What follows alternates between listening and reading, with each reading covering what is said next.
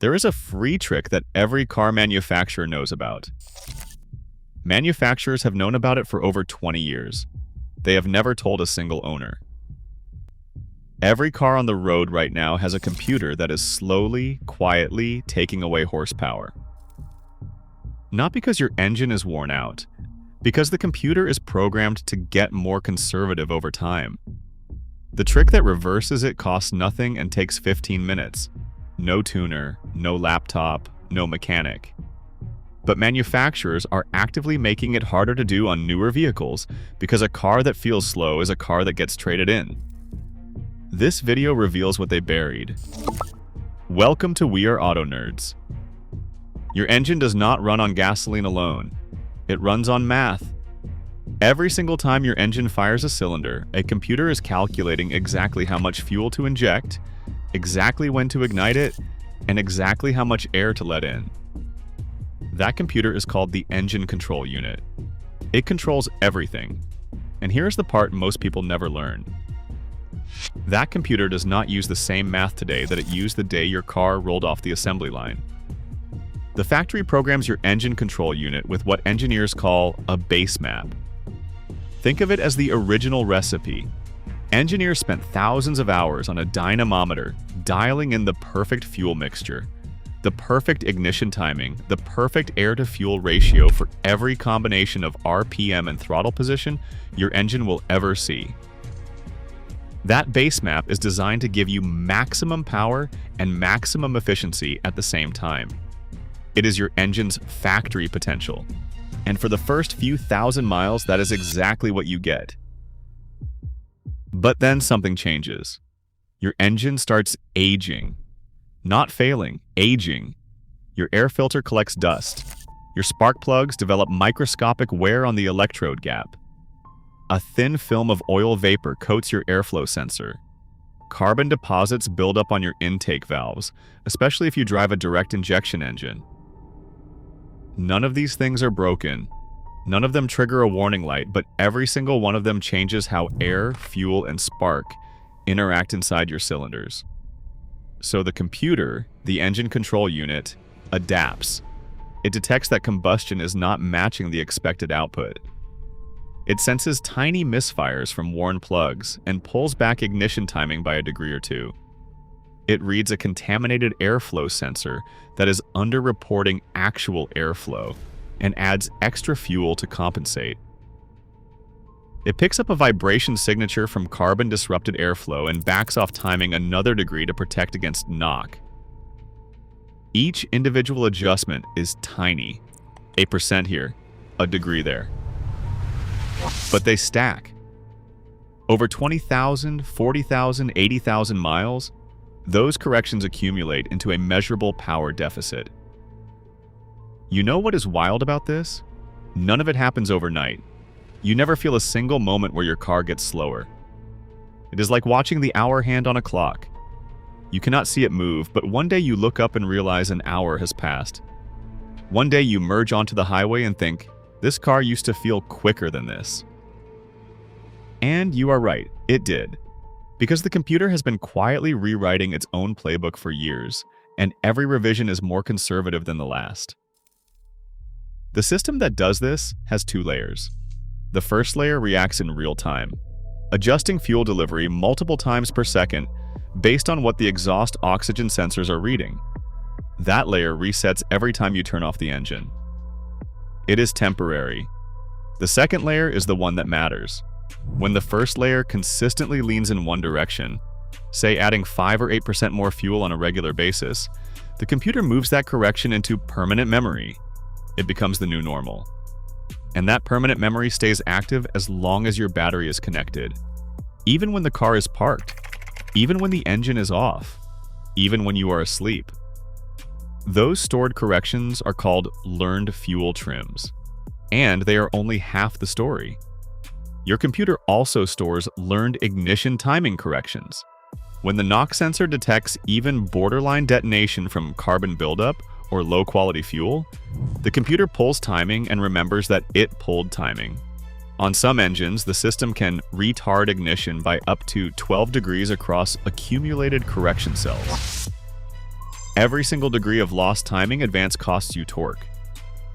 Multiply that across thousands of RPM and load combinations, and you are looking at an engine that is producing measurably less power than its base map intended. Not because anything is broken, because the computer decided to play it safe. So here's what this means for your car. You are driving to work tomorrow morning, you press the gas to merge. Your airflow sensor is reading 6% low because of contamination you cannot see. Your computer is adding 6% extra fuel to compensate. Your knock sensor flagged a vibration 3,000 miles ago from a carbon deposit on cylinder number 3. So the computer pulled 2 degrees of timing on that cylinder and never gave it back.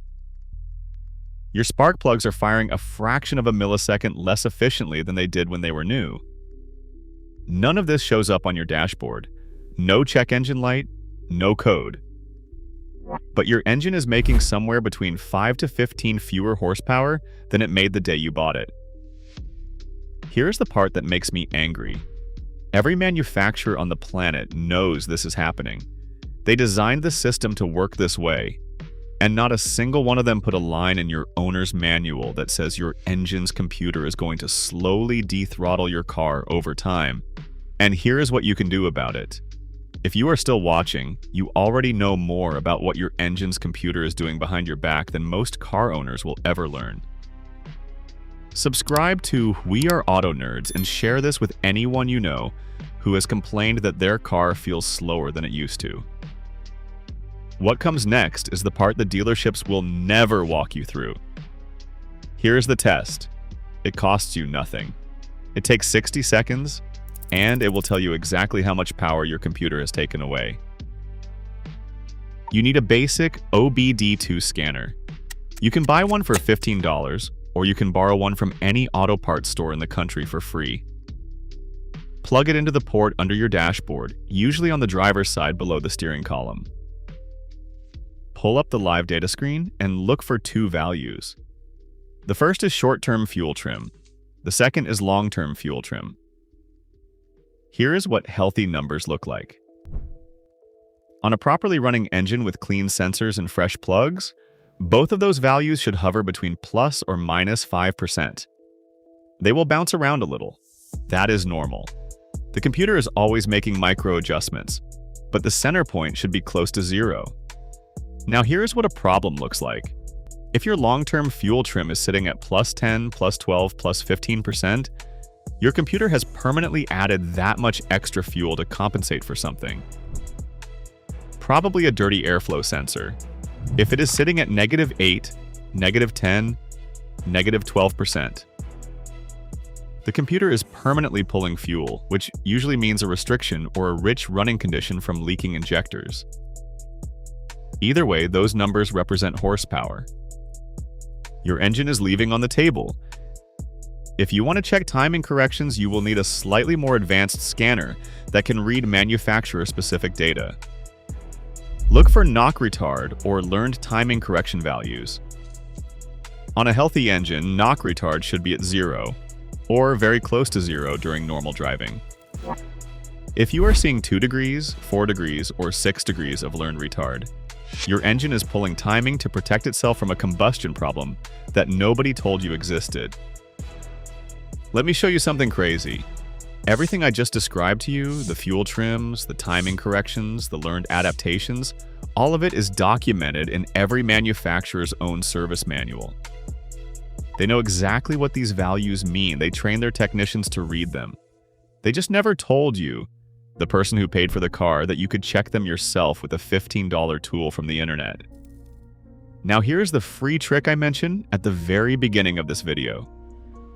It is called an ECU reset, the engine control unit reset. The simplest way to do it is to disconnect your car's negative battery terminal and leave it disconnected for 15 to 30 minutes. That is it. When you reconnect the battery, every stored correction in your computer's volatile memory is erased. Every learned fuel trim goes back to 0. Every learned timing correction goes back to 0. The idle relearns. The transmission shift points reset. Your engine reverts entirely to the factory base map that engineers originally calibrated on a dynamometer.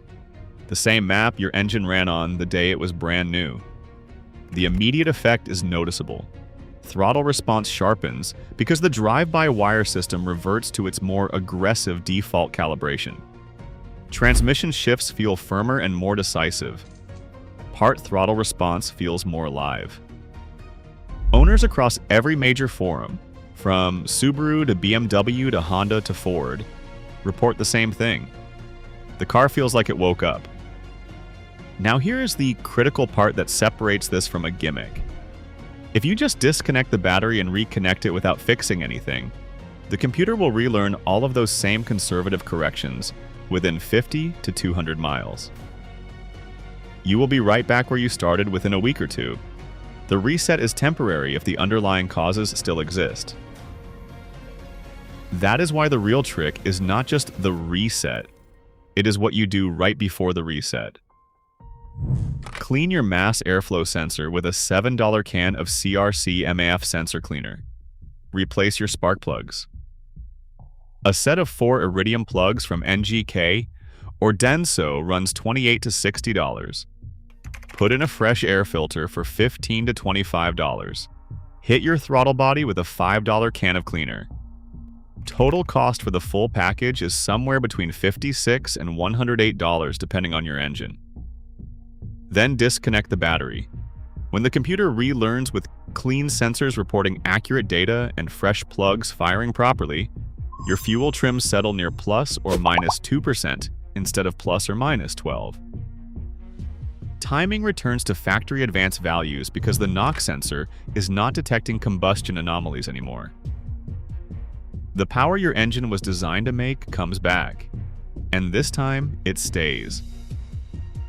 For context, a professional engine control unit tuned from a shop costs $300 to $600, on top of a tuner device that runs another $350 to $725. That adds power beyond factory specs, and it is a different conversation entirely. But the maintenance reset approach recovers power you already paid for when you bought the car, and it does it for roughly 1/10 the cost of aftermarket tuning.